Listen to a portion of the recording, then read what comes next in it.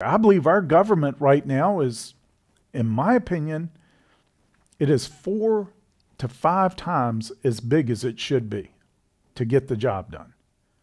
It's because of the inefficiency and incompetence, lack of management, even in the public service unions where you've got people being paid way more than they can make in the private sector. What does that do? It takes all the best, greatest minds in everything, moves them to the public sector instead of the private sector. Guess what? The government does not produce one thing. Does not produce anything.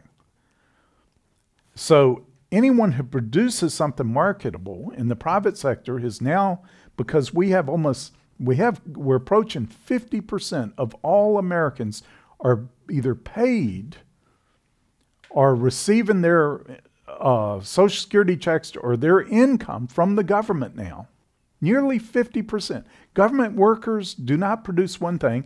So to produce anything marketable, to make the money, to pay these people, every person in the private sector has got to produce enough to provide for themselves and their families, and now one other government worker.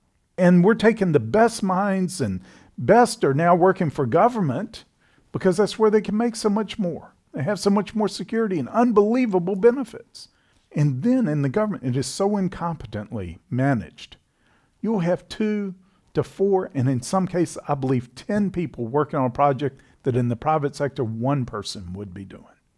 It's going to take unprecedented leadership, resolve, courage, boldness to confront these things. You know, this kind of leadership is going to have to come down from above. It's going to have to be somebody who is anointed for that purpose, like the kings of old.